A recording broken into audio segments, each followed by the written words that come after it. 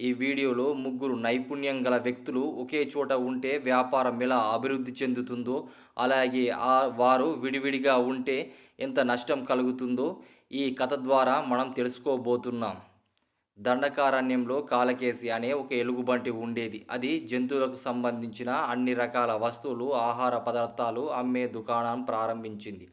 వ్యాపారం బాగా సాగింది. పెళ్లి చేసుకొని హాయిగా కాపురం చేసింది. దానికి ముగ్గురు కుమారులు. ముగ్గురు చాలా తెలివైన వాళ్ళు. వారి పేర్లు కాలి, వేలి, రాలి. ఇతర ప్రాంతాలకు వెళ్ళి చౌకగా సరుకులు కొని తేవడంలో పెద్ద కుమారుడు దిట్ట.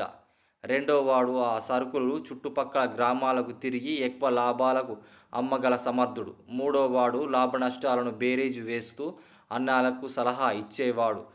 కొడుకులకు సలహా సహాయంతో ఎలుగుబంటి వ్యాపారం రెండింతలైంది.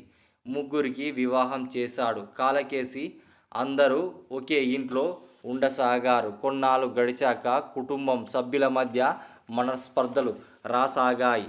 నా వల్లే వ్యాపారం మొదలైంది, నా వల్లే వ్యాపారం పెద్దదైంది, నా సలహాతో ఇంత సంపాదించుకున్నామంటూ ఒకరికొకరు ముగ్గురు కొడుకులు వాదులాడుకోవడం ప్రారంభించారు.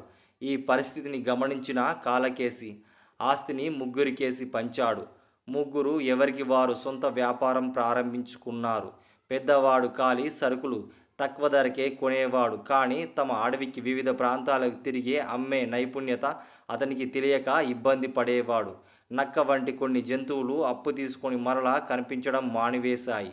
కొన్ని ఆహార పదార్థాలు అమ్మలేక పాడైపోవడం జరిగాయి. ఇలా వ్యాపారం సరిగా జరగలేదు. రెండోవాడు వేలికి అడవిలోకి వెళ్ళి సరుకులు ఎలా కొనాలో తెలియదు. వాటి సేకరించే ప్రయత్నంలో సహకరించే కొన్ని జంతువులే మోసం చేస్తూ ఉండేవి. నకిలీ వస్తువులు, ఆహార పదార్థాలు నకిలీవి అంటగట్టేవి. దాంతో వ్యాపారం ఆగిపోయింది. సలహాలకే పరిమితమై ఇంటి దగ్గరే ఉండే మూడో వాడైతే రాలికి సరుకులు కొనాలన్నా అమ్మాలన్నా నష్టంగా తోచేది. కొద్ది రోజులకే ముగ్గురు వ్యాపారాలు దివాలా తీశాయి. అప్పుల పాలయ్యారు. సిగ్గుతో తల వంచుకొని కాలకేసి దగ్గరికి వచ్చారు. చూశారా ఏం జరిగిందో? ముగ్గురు కలిసిమెలిసి ఉన్నంతకాలం వ్యాపారం పచ్చగా ఉండేది. విడిపోయి ఎవరికి వారు అనుకునేసరికి అన్ని నష్టాలే వచ్చాయి.